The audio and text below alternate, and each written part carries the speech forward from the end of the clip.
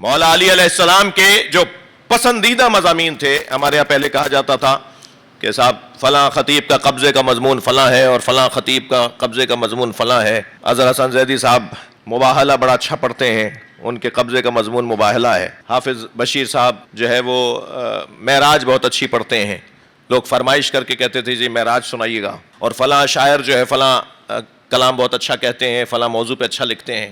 علامہ مجلسی کا جو قبضے کا مضمون ہے وہ علوم حدیث ہیں، حدیث۔ علامہ محمد حسین طباطبائی جس علم پر قبضہ رکھتے ہیں، دسترسی رکھتے ہیں، وہ مثلا فلسفہ ہے۔ مولا علی علیہ السلام کی بارگاہ میں ہاتھ جوڑ کر اگر میں کہوں مولا آپ کا پسندیدہ مضمون کون سا ہے جس پہ علی سر چڑھ کر بولتے ہیں؟ ان مضامین میں جو مولا علی کے پسندیدہ ترین مضامین ہیں ان میں سے ایک مضمون ہے عدل۔ علی مولا چاہتے ہیں یہ ہے کہ عدل معاشرے میں حاکم اور نافذ ہو، انصاف معاشرے میں حاکم اور نافذ ہو، اور جو لوگ ظلم کی بنیاد پر، زیادتی کی بنیاد پر، روب اور دھوس کی بنیاد پر معاشرے میں جینا چاہتے ہیں اور دوسروں کو رکھنا چاہتے ہیں، عدل نے، حق نے تو یہ طے کر رکھا ہے کہ وہ ان کی پیروی نہیں کرے گا، وہ اپنے آپ کو مٹا دے گا، وہ اپنے آپ کو ختم کر دے گا، مگر ان کی پیروی نہیں کرے گا۔ حق کا یہی طریقہ ہے۔ اب ایک عنوان عزیزان گرامی، حق کا اپنے آپ کو منوانے کا عنوان یہ ہے کہ عدل کی بنیاد پر کام ہو۔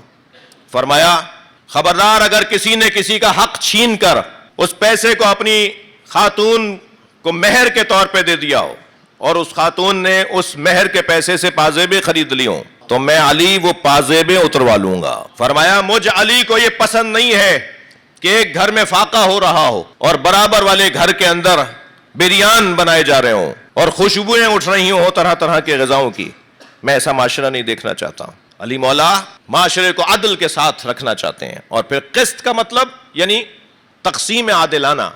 ہر موضوع میں عدل کا عنوان آئے گا مگر قسط کا عنوان ہر موضوع میں نہیں آئے گا۔ قسط کا موضوع آئے گا صرف اور صرف تقسیم کے عنوان پر، کہ جہاں کسی چیز کو تقسیم کیا جا رہا ہو وہاں پر لفظ قسط آئے گا۔ یہ بات بہت روشن ہے کہ اللہ نے جسے معیار حق قرار دیا ہے، یعنی مجھے اور آپ کو اس پر غرور کرنے کا حق ہوگا، تکبر کرنے کی اجازت ہوگی کہ اللہ نے جسے معیار حق قرار دیا ہے وہ ہمارا پہلا امام ہے۔ کون کہاں بیٹھا ہے، کون کسے مانتا ہے، کون کیا مانتا ہے، مجھے اس سے غرض نہیں، مگر ہم جسے اپنا پہلا امام مانتے ہیں اللہ نے اسی کو معیار حق قرار دیا ہے۔ لہٰذا نبی مکرم یہ ارشاد فرماتے ہوئے نظر آئیں گے علی مال حق۔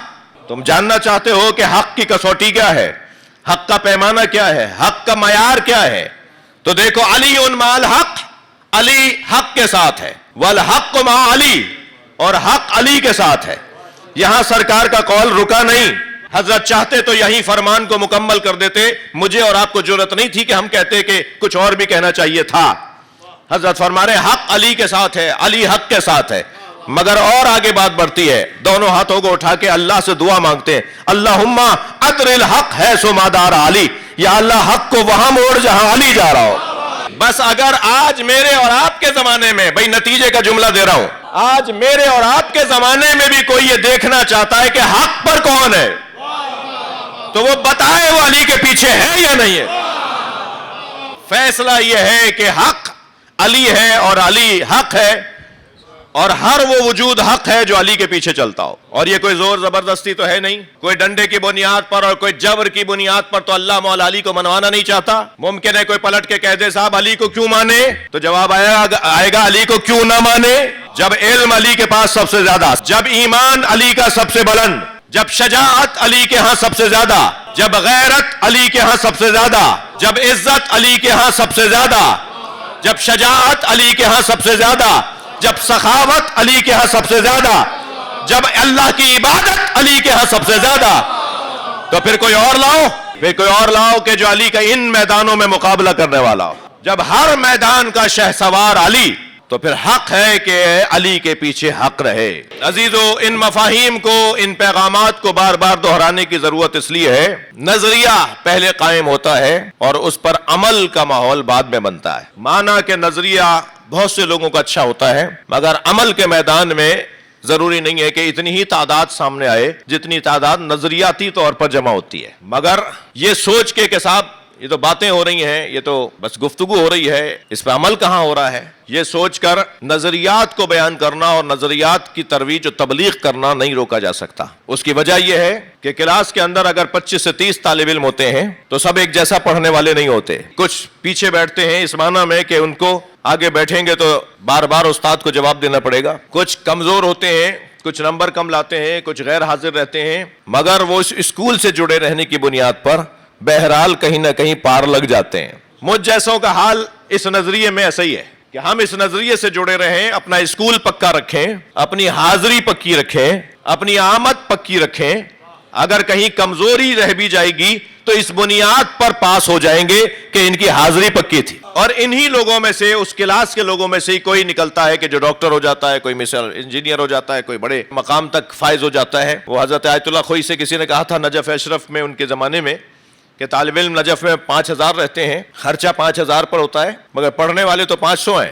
جن سے آپ کو توقع ہے, جیسا ہونا چاہیے, جتنے پڑھنے والے جس قابل جس معیار کے ہونے چاہیے وہ تو 500 ہیں. تو یہ جو خرچہ ہو رہا ہے یہ تو 5000 پہ ہو رہا ہے, تو یہ سارا خرچہ 500 پہ کیوں نہ کیا جائے؟ تو انہوں نے کہا کہ یہ 5000 کی وجہ سے تو 500 پڑھ رہے ہیں. تعلیمی ادارے چلانے والے اس بات کو زیادہ بہتر جانتے ہیں کہ ایک ماحول کی ضرورت ہوتی ہے. اور یہ گفتگو کہ ہم یہ طے کر چکے ہیں, اور یہ کوئی زور زبردستی اور جذبات کی بنیاد پر نہیں, عقلی شواہد کی بنیاد پر, تاریخی گواہیوں کی بنیاد پر, کہ نبی نے جو یہ فرما دیا کہ علی حق کے ساتھ ہے اور حق علی کے ساتھ ہے, اور یا اللہ حق کو وہاں موڑ جہاں علی جا رہا ہو, تو جو اپنے آپ کو حق بجانب سمجھتا ہے اس کے لیے لازم ہے کہ وہ وہاں جائے جہاں علی جا رہا ہے. مجھے اور آپ کو اپنے حق بجانب ہونے کی جو کسوٹی بنانی ہے وہ یہ کہ میرا معیار, میرا شاخص, میرا سنگ میل, میرا رہنما, میرا کعبہ. بھائی خانہ کعبہ میں تو اللہ نہیں رہتا جی, اللہ مکے میں خانہ کعبہ میں تو نہیں رہتا, پھر ہم سب لوگ اس طرف رخ کر کے سجدہ کیوں کرتے ہیں؟ یہ در حقیقت ایک سنگ میل ہے جو ہمیں منزل کا پتہ دیتا ہے. کعبہ منزل نہیں ہے. ایسے ہی مولا علی کا ذکر ہمیں کسی منزل پہ لے جانے کا ذریعہ ہے, اور وہ جو منزل ہے وہ ذات کردگار ہے, وہ جو ہدف ہے وہ اللہ کی ذات ہے. ہم اللہ تک پہنچنے کے لیے کون سا رستہ اپنائیں؟ وہ رستہ جو ہمیں اللہ سے دور کرے گا یا وہ رستہ جو ہمیں اللہ سے قریب کرے گا؟ اسی عنوان کو حقیقت اور مجاز میں بھی تقسیم کیا جاتا ہے. عشق اللہ کے ساتھ عشق حقیقی ہے, اور عشق علی کے ساتھ عشق مجازی ہے, اور علی مولا کے علاوہ کسی سے بھی عشق غلط ہے. مجاز کا تعلق تو بھائی حقیقت کے ساتھ ہوتا ہے نا, یعنی لفظ مجاز وہاں استعمال ہوگا جہاں اس کے لیے حقیقت متصور ہوگی. اللہ کا وجود ہمارے لیے منزل حقیقی ہے, عشق حقیقی ہے, وہاں تک پہنچنا ہے. اب وہاں تک لے کے کون جائے گا؟ وہاں تک کون لے جائے گا؟ جس کی وہاں رسائی ہوگی نا, جس کی اپنی وہاں رسائی نہ ہو. قُلْ لَا أَسْأَلُكُمْ عَلَيْهِ أَجْرًا إِلَّا الْمَوَدَّةَ فِي الْقُرْبَى. کتنی دفعہ آپ نے یہ آیت سنی ہے سورہ مبارکہ شورى کی آیت, قُلْ لَا أَسْأَلُكُمْ عَلَيْهِ أَجْرًا إِلَّا الْمَوَدَّةَ فِي الْقُرْبَى. اے میرے حبیب ان سے کہہ دو مجھے رسالت کی اجرت کچھ نہیں چاہیے, مجھے اپنی محنت کے بدلے میں کچھ نہیں چاہیے. الا المودۃ فی القربى, سوائے یہ کہ قربہ سے اظہار محبت کرو. اب یہاں اکثر نے ترجمہ یہ کیا ہے, خود مجھ جیسے لوگ بھی رائج ترجموں میں ہم ترجمہ کرتے ہیں کہ نبی نے فرمایا میرے قرابت داروں سے اظہار محبت کرو. علامہ نقن صاحب فرماتے ہیں یہاں میرے کہاں ہے آیت میں؟ یہاں اللہ نے کب کہا ہے, یہ کب کہا ہے نبی نے کہ میرے قرابت داروں میں؟ لفظ قربہ ہے, اللہ کہلوا رہا ہے, نبی کہہ رہے ہیں. یہ جہاں نبی کے قربہ ہو سکتے ہیں وہاں اللہ کے قربہ بھی تو ہو سکتے ہیں. اور نبی کے قربہ میں تو جھگڑا ہو جائے گا کہ زوجائیں شامل ہیں یا نہیں, مگر اللہ کے قربہ میں جھگڑا ہی نہیں ہے کہ یہی ہے. اللہ کے قربہ میں تو بحث ہی نہیں ہے بھائی. یہ طے ہے کہ اللہ کے قربہ کون ہے. اللہ کے قربہ وہی ہے جو اللہ کے قریب ہے. اور اللہ کے قریب کون ہے بھائی؟ موٹی موٹی باتیں ان بچوں کے لیے. کیا اللہ کے قریب ہونے کا معیار یہ نہیں ہے جس سے میری فاطمہ راضی اس سے اللہ راضی؟ یہ کسوٹی نہیں ہے. یا علی حبک ایمان و بغضک کفر, یہ کسوٹی نہیں ہے. یا علی تم سے محبت ایمان ہے اور تم سے نفرت کرنا کفر ہے, کیا یہ کسوٹی نہیں ہے؟ یا علی انت قسیم النار والجنہ, یا علی تم جنت و دوزخ کے تقسیم کرنے والے ہو, کیا یہ کسوٹی نہیں ہے؟ کہ اللہ کے قربہ کون ہے؟ کون ہے جو وہاں تک لے جائیں گے؟ کون ہے جو منزل تک پہنچائیں گے؟ لہذا علم کلام میں نبی کا ایک کام, نبی کا کام کیا ہے وہ بیان ہوا ہے, رسول کا کیا کام ہے وہ بیان ہوا ہے. علم کلام میں امام کا کیا کام ہے وہ بھی بیان ہوا ہے. نبی کا کام ہے, نبی خاندان نبا کے خاندان کا لفظ ہے لغت میں نبا, خبر، نبی خبر پہنچانے والا، نبی کا کام ہے خبر پہنچانا. وما علینا الا البلاغ، مانو نہیں مانو تمہاری مرضی. نبی کا کام ہے مانو نہیں مانو تمہاری مرضی. میرا کام تھا تو میں بتاؤں. نبی خبر پہنچانے والا، رسول خبر سمجھانے والا. بھائی نبی نے اتنا بتا دیا اللہ ہے، اب اس اللہ ہے کہ تقاضوں کو رسول سمجھا رہا ہے. نماز پڑھنا پڑے گی، روزہ رکھنا پڑے گا، یہ کام نبی کا ہے، یہ کام رسول کا ہے. نبی کا کام خبر پہنچانا، رسول کا کام خبر سمجھانا. توجہ ہے حضرات کی. اور امام کا کام ہے منزل تک لے جانا. لہذا جس کا کام منزل تک لے جانا ہے اسی کا نام تو جنت کے دروازے پہ لکھا ہوگا. سب سنی شیعہ نے لکھا ہے کہ جنت کے 8 دروازوں پہ مولا علی کا نام لکھا ہوا ہے.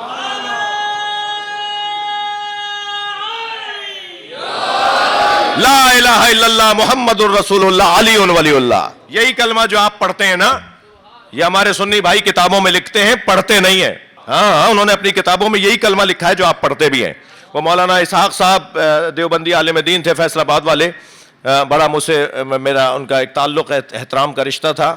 ان کی خدمت میں جاتا تھا فیصل آباد، ان کے گھر بارہا جاتا رہا. جس سال ہم نے انہیں دعوت دی، بزرگ ہو گئے تھے، ہم نے کہا جی کراچی میں ایک جلسہ رکھتے ہیں، ایک میلاد کا، نبی کی سیرت کے اوپر آپ سے خطاب کا اتفاق ہوا کہ ان کی بزرگی کی وجہ سے وہ نماز شب پڑھنے کے بعد قرآن پڑھتے ہوئے رحلت کر گئے. تو مفتی اسحاق صاحب اپنے مجمع میں فرمانے لگے کہ یہ جو شیعہ حضرات پڑھتے ہیں نا علی ولی اللہ، لا الہ الا اللہ محمد الرسول اللہ علی ولی اللہ، تو وہ اپنے مجمع سے کہنے لگے کیا علی اللہ کے ولی نہیں ہے؟ تو سارے مجمع سے انہوں نے پہلے کہلوایا، وہ کلپ موجود ہے ان کا، سارے مجمع سے کہلوائے، سب نے کہا علی اللہ کے ولی ہیں. کہنے لگے بس فرق یہ تم مانتے ہو بولتے نہیں ہو. اور وہ مانتے بھی ہیں بولتے بھی ہیں. بات میرے عزیزو بہت روشن ہے. جو مطلوب تک پہنچائے، جو مطلوب تک پہنچائے، جو منزل تک پہنچائے، جو مقصود تک پہنچائے، جو حقیقت تک پہنچائے، وہی عنوان مجاز رکھے گا. ذوبوا فی علی کما ہوا ذاب فی اللہ. علی میں ایسے ضم ہو جاؤ جیسے علی اللہ میں ضم ہو. اب جو اللہ میں گم ہو گیا ہو، اللہ میں ضم ہو گیا ہو، اسی کا حق ہے کہ اس میں گم ہوا جائے. اس کو کہیں گے مجاز اور اسے کہیں گے حقیقت. اس گھر کا کام، اس ہستی کا کام، اس خانوادے کا کام یہ کہ یہ لوگوں کو اللہ تک پہنچائیں. ایصال الی المطلوب. اور کیونکہ کام بڑا ہے تو اس بڑے کام کے لیے اللہ نے اس بڑے وجود کے ساتھ کچھ معاونین کو قرار دیا ہے جنہیں اولیاء الہی کہا جاتا ہے. یہ ولی مطلق ہیں اور ان کے ساتھ کچھ جڑی ہوئی ہستیاں ہیں جو اولیاء الہی ہیں. ان کا کام ہے ان تک پہنچانا اور ان کا کام ہے اللہ تک پہنچانا. لہٰذا جتنے بھی اولیاء آپ کو دنیا میں ملیں گے وہ سب علی کے مرید ہیں. یہ جتنے بھی آپ کو ولیوں کے مزارات ملیں گے، جتنے بھی آپ کو صوفیہ ملیں گے، عرفا ملیں گے، یہ سب مولا علی علیہ السلام کے مرید ہیں.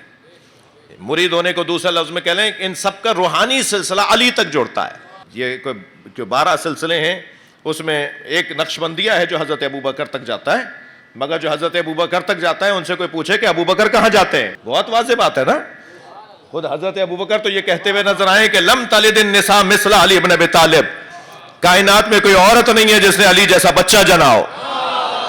یہ جتنے بھی سلسلے ہیں روحانیت کے، ولایت کے، یہ جو عرفانیات کے، یہ جو تصوف کے، یہ جتنے بھی سلسلے ہیں سوائے نقشبندیہ کے، وہ سب کے سب مولا کائنات تک جاتے ہیں. اور نقشبندیہ کا بھی میں نے آپ کو حال بتا دیا کہ وہ بھی علی کے بغیر ان کا گزارا نہیں ہے. کیا یہ روشن مثال نہیں ہے کہ 6 مہینے کے بعد جب اعلان خلافت ہو گیا، جب اعلان خلافت ہو گیا تو 6 مہینے کے بعد مولا کائنات نے حضرت ابوبکر کو اپنے گھر بلایا. کہیں ہوتا ہے ایسا کہ خلیفہ وقت کو، حاکم وقت کو کوئی اپنے گھر بلائے اور وہ بھی آ جائیں اور بلاتے وقت کہیں کہ فلاں کو ساتھ نہ لانا؟ بھائی نام نہیں آیا تو میں نام کیوں بتاؤں؟ مجھے نام نہیں پتا. صلوات پڑھیں ذرا محمد و آل. اور وہ آ جائیں، اور وہ جب آ جائیں تو ان سے شکوہ شکایت ہو کہ یہ کیا کیا آپ نے، یہ نہیں ہے، یہ سوائے اس کے کیا ہے کہ ان کے بھی مرشد علی مولا بتا رہے ہیں کہ ایسے کرنا ہے، ویسے کرنا ہے، ایسے چلنا ہے. دور حضرت ابوبکر کا لے آیا تو کچھ دیر اس دور میں آپ کو رکھنا چاہتا ہوں. زلزلہ آ گیا مدینے میں، حضرت ابوبکر کا زمانہ ہے، سارا شہر کانپ رہا تھا، دروازے کھڑکیاں ٹوٹ رہی تھیں. سارا شہر، مدینہ بھی وہ شہر ہے جو شہر فیصلے کرنے کا شہر ہے. لہٰذا صحابہ کرام کی کیونکہ تعدادی مدینے میں صحابہ کرام 90% مدینے میں تھے، تو مدینے کے فیصلے کو آخری فیصلہ مانا جاتا تھا. یہ ان بچوں جوانوں کے لیے میں نے تاریخ اسلام کا ایک صفحہ ایک لفظ میں سنا دیا. مدینے کا فیصلہ آخری فیصلہ اس لیے ہوتا تھا کہ 90% سے زیادہ صحابہ کرام نبی کو جنہوں نے دیکھا، نبی سے جنہوں نے سیکھا، وہ مدینے میں رہتے تھے. اب سارا شہر حضرت ابوبکر کے دروازے پر ہے. انہوں نے سب کو جمع کر کے کہا چلو علی کے گھر چلیں. عبد الرحمن جامی نے شواہد النبوہ میں اس سنی عالم کی بات کر رہا ہوں، انہوں نے اس روایت کو لکھا ہے. مولا علی کے دروازے پر آئے، دستک دی، مولا نے دروازہ کھولا تو حضرت ابوبکر کی آواز آئی، یا علی مدینے میں زلزلہ ہے.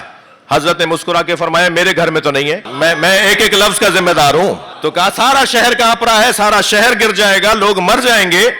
حضرت نے اپنی ڈیوڑی سے باہر قدم رکھا، شہر کانپ رہا تھا، مولا زمین پر بیٹھ گئے اور آپ نے زمین پہ ایسے ہاتھ پھیرنا شروع کیا جیسے کوئی مالک بے چین جانور کو پیار کر رہا ہو،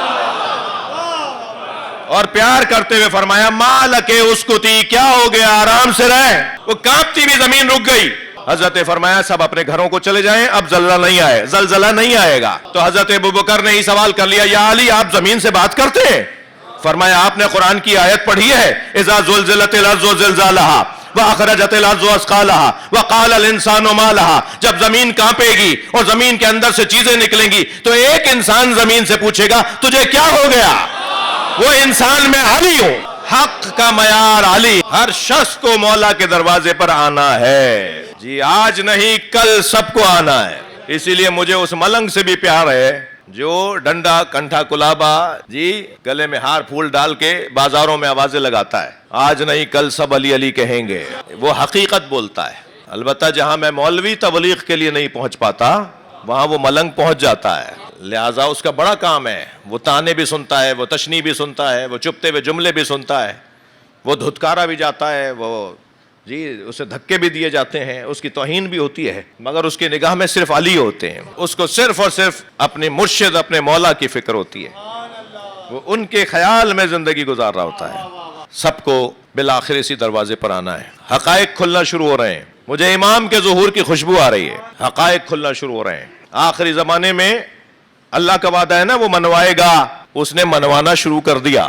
چہروں سے نقابیں اتر رہی ہیں، پڑھے لکھے جلادوں کے چہرے کھل رہے ہیں، پینٹ کوٹ والے ٹائیوں والے ملاؤں کے چہرے کھل رہے ہیں. مائنڈ سیٹ کا مسئلہ تو داڑھیوں والوں کے ساتھ تھا، شدت پسندی کا مسئلہ، دہشت گردی کا مسئلہ تو مذہبی حلیوں والوں کے ساتھ تھا. اب روشن ہو رہا ہے کہ قصہ کچھ اور ہے. ماضی میں بھی انہیں استعمال کیا گیا تھا جن کی داڑھیاں بڑی کروائی گئی تھی، اور آج جنہوں نے استعمال کیا تھا وہ سامنے آ گئے کہ ہم نے استعمال کیا تھا. اور اس حقیقت کو کھولنے والا بھی وہی ہے جو علی کے پیچھے چلنے والا ہے. لہذا حق کبھی خواہشات نفسانی کی پیروی نہیں کرتا.